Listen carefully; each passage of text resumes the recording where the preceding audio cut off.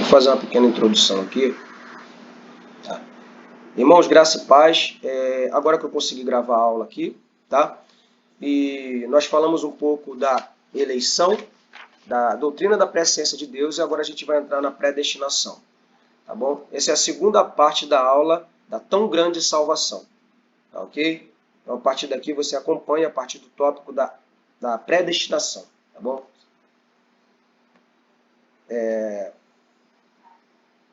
Vamos pegar um pouquinho antes aqui, de falar da predestinação, antes de entrar nesse tópico. Esse tópico aqui, como eu falei, a eleição para a salvação em Cristo é oferecida a todos. E torna-se uma realidade para cada pessoa consoante seu prévio arrependimento e fé, ao aceitar o dom da salvação em Cristo. Mediante a fé, o Espírito Santo admite o crente ao corpo eleito de Cristo, a igreja, e assim ele torna-se um dos eleitos. Daí, tanto Deus quanto o homem têm responsabilidade na eleição.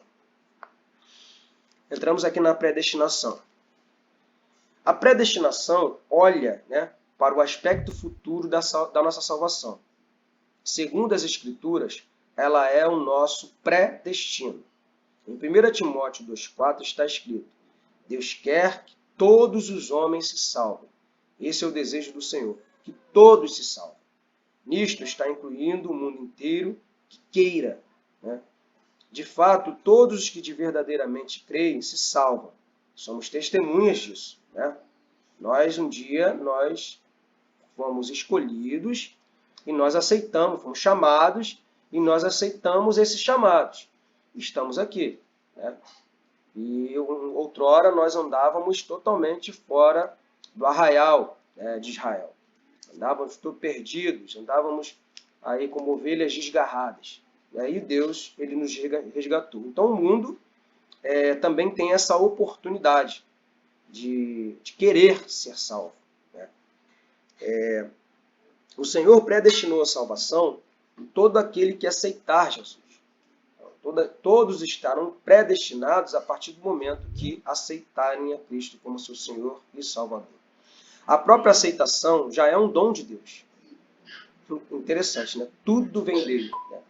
Para que ninguém se glorie julgando que assim contribuiu para a sua salvação.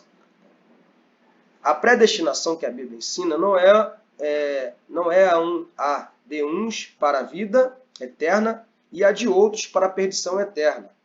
A predestinação é para os que quiserem ser salvos, conforme lemos em 2 Tessalonicenses. Vamos ler 2 Tessalonicenses, capítulo 2, verso 13.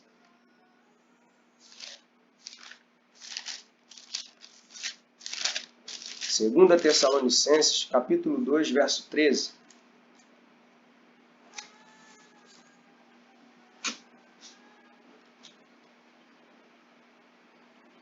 Diz o seguinte, 2 Tessalonicenses, capítulo 2, verso 13, diz: Mas devemos sempre dar graças a Deus por vós, irmãos amados do Senhor, por Deus vos ter elegido desde o princípio para a salvação em santificação do Espírito e fé da verdade. Então Deus vos escolheu desde o princípio para a salvação, escolhidos para que também alcancem salvação. A predestinação, assim como a eleição, refere-se ao corpo coletivo de Cristo, isto é, a verdadeira igreja, e abrange indivíduos somente quando inclusos neste corpo mediante a fé viva em Jesus Cristo. Eleição é um ato divino pelo qual Deus escolhe ou elege um povo para si, para salvá-lo. Predestinação é o ato de Deus determinar o futuro desse povo. No Novo Testamento, esse povo é quem? É a igreja, o corpo de Cristo, o povo salvo. Na predestinação de Deus para a igreja, está a sua conformação à imagem do Filho de Deus.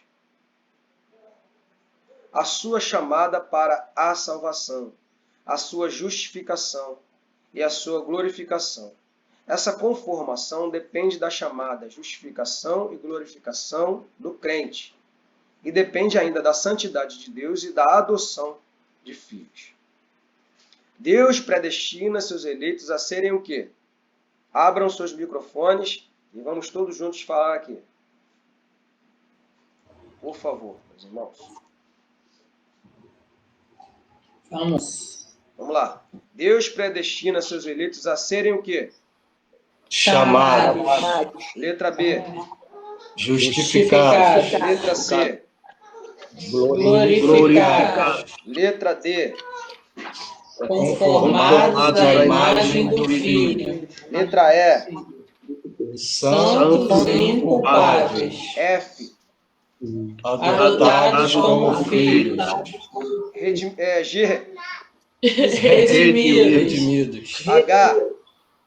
Participantes de uma herança. I.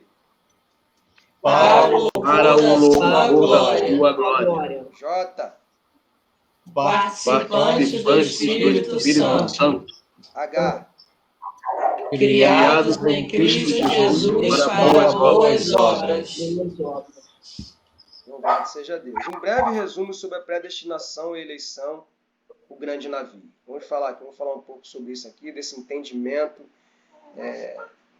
aqui de forma figurativa. Então, vamos lá. No tocante à eleição e predestinação, podemos aplicar a analogia de um grande navio viajando para o céu.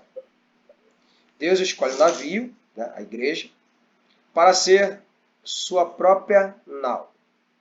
Cristo é o capitão e o piloto desse navio. Todos os que desejavam estar nesse navio, eleito, podem fazê-lo mediante a fé viva em Cristo. Enquanto permanecem no navio, acompanhando seu capitão, estarão entre os eleitos. Caso alguém abandone o navio e o seu capitão, deixará de ser um de seus eleitos. A predestinação concerne o destino do navio ao que Deus preparou para quem nele permanece.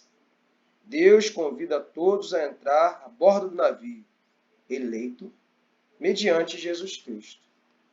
Deixa eu passar um vídeo para vocês aqui do Rodrigo Silva, a respeito do que ele fala um pouco da predestinação.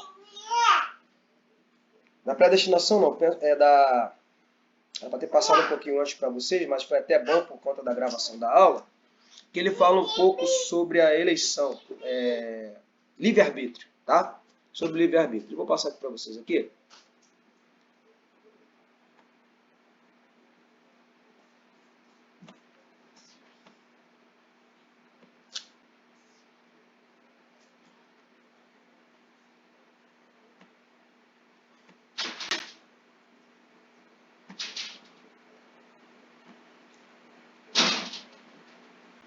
Meus irmãos, se o áudio não estiver funcionando, vocês me avisem, tá? Por favor.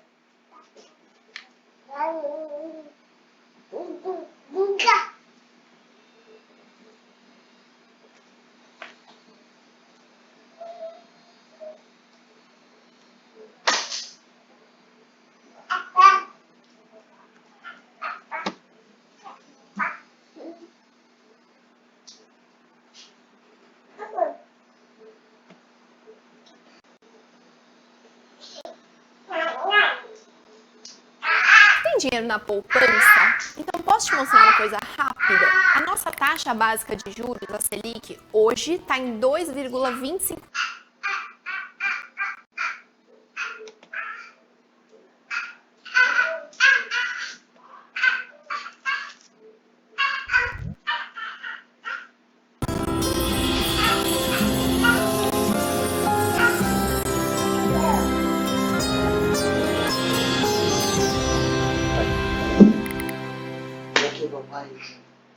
Existe um dilema que já me foi proposto mais de uma vez e que, é claro, vem de fontes não religiosas e ateias, mas nem por isso eu considero esse dilema não sincero.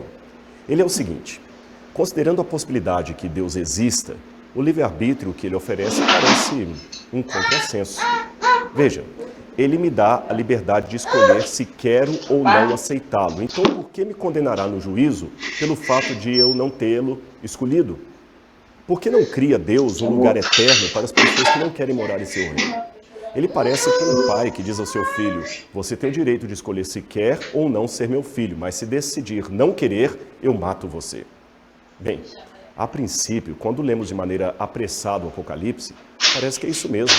Os que escolheram a Deus vivem para sempre. Os que o rejeitaram sofrem as penas do fogo e do juízo final. Antes de dar a minha opinião sobre esse assunto, deixe-me abrir um parênteses para explicar algo a você. Eu não partilho da ideia de que o fogo eterno do Apocalipse seria uma fogueira que ficará queimando para todo sempre sobre os ímpios. Isto faria de Deus um sádico, alguém que parece ser feliz com o sofrimento do outro. E ninguém no paraíso ficaria contente sabendo que um ente querido está naquele mesmo momento sendo queimado e sofrendo eternamente no lago de fogo e enxofre. Não tem por que Deus manter ímpios queimando para todo sempre, isso seria sadismo. Mas o que quer dizer a linguagem bíblica que parece dar essa conotação? Bem, em primeiro lugar, a expressão traduzida por eterno ou para sempre que aparece no Apocalipse não significa necessariamente algo sem fim. Tudo depende do contexto. Esses termos vêm do grego aion ou aionios, que podem indicar algo de consequência eterna. Por exemplo, Mateus capítulo 13, verso 39, fala do fim do mundo, e a palavra mundo ali é aion. Mas se aion é eterno, como posso falar do fim do eterno? Percebeu? Judas 7 fala das cidades de Sodoma e Gomorra sendo destruídas ou queimadas com o fogo eterno para exemplo. E estas cidades não estão queimando até hoje. Então, nesse sentido, em que pese a realidade de um julgamento e um sofrimento final, o inferno para mim não será um fogo eternamente queimando, mas a ausência absoluta de Deus. E neste sentido, não há como ter vida. Eu explico melhor. Vida só há em Deus. Não existe outra fonte de vida no universo. Então, se alguém não quer viver em Deus, ele simplesmente está optando por não mais viver, não mais existir. Esse é o ponto. A questão proposta pelos não religiosos de que Deus pudesse deixar os que o rejeitaram viver em paz, simplesmente é um falso dilema. Não tem como. Em casos de vida e morte, só há duas opções, não três. Quando alguém está na UTI e o médico pergunta se a família quer ou não manter os aparelhos ligados, só há duas opções, não existe uma terceira. Do mesmo modo, vida só há em Deus, em ninguém mais. Optar por Deus é viver. Optar por rejeitar a Deus é não existir. O contrário disso seria ilusório, seria como procurar a terceira margem do rio ou a quadratura do círculo. Não existe. Vida ou morte, Deus ou não Deus, essa é a única escolha. E agora você já sabe. Eu escolhi a vida. Eu escolhi a Deus. Espero que você também faça o mesmo.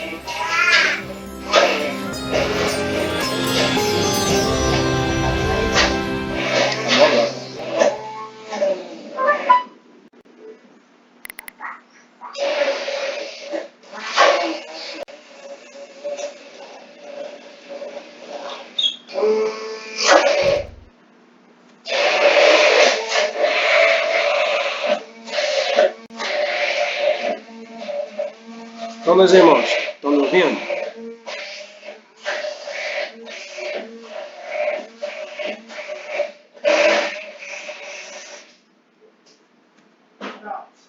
Estão me ouvindo, meu irmão? Amém.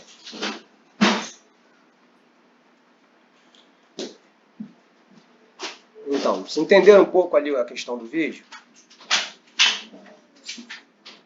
Então, existe um pouco desse entendimento com relação ao livre-arbítrio, né? Ou é morte eterna, ou é vida eterna. Quem for para o inferno, né, viverá uma morte eterna. Você não sentirá paz nunca mais. Você não está repreendido. Você vai morar no reino dos céus. Amém? Encontrarei com cada um de vocês no reino dos céus. Eu falei que vocês escutaram um pouco de furacão aqui, tá? Mas...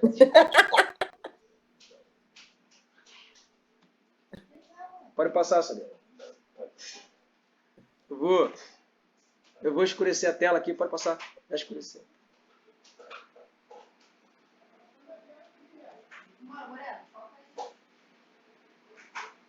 Amém. Estão me ouvindo aqui? Eu desliguei o microfone aqui. Estão me ouvindo? Sim. Tô ouvindo. Amém. Desculpa. Desculpa aí, meus irmãos. Então, ou é vida eterna ou é morte eterna. Então, a pessoa não vai sentir paz, a pessoa não vai sentir... Ela não vai ter o Espírito de Deus ali para poder sentir a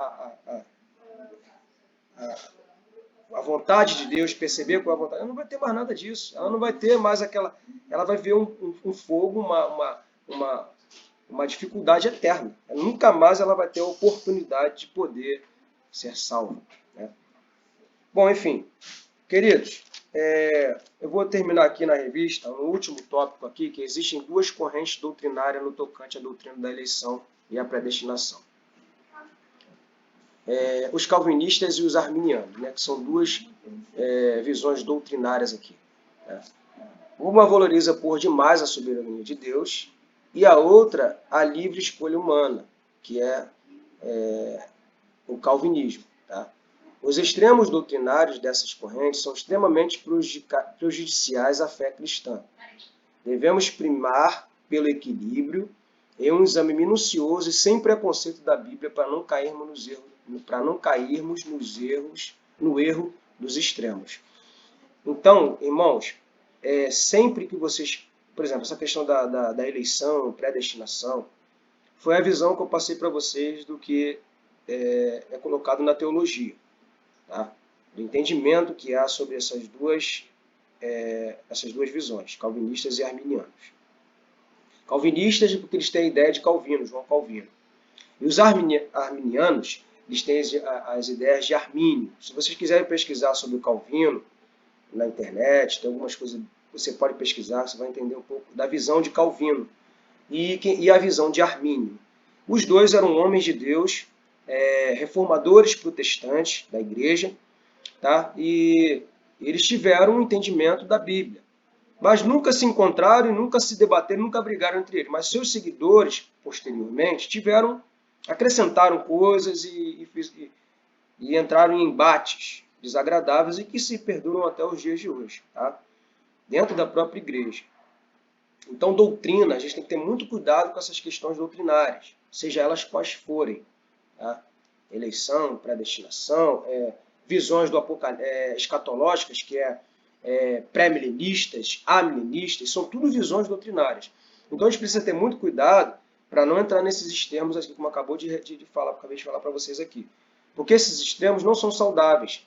Dividem a igreja e a divisão ela foi feita, como eu já falei aqui, foi feita nos céus. E quem fez essa divisão foi o diabo. O diabo que gosta de dividir as coisas. E se não permaneceu no céu, foi expulso. Tá? Então, quem gosta de divisões é o diabo.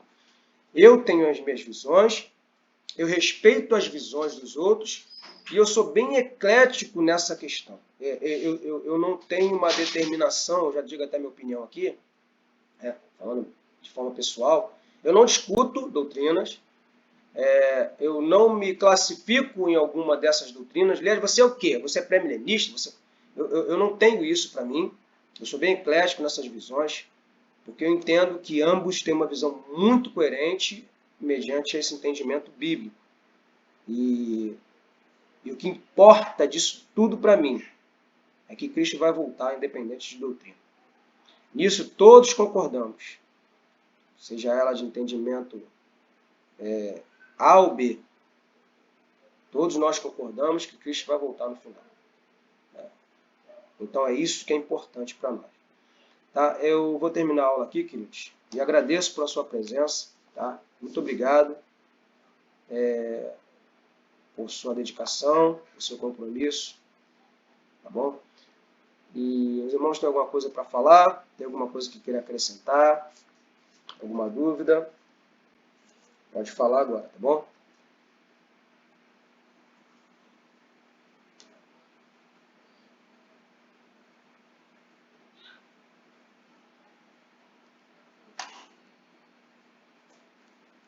Tudo bem?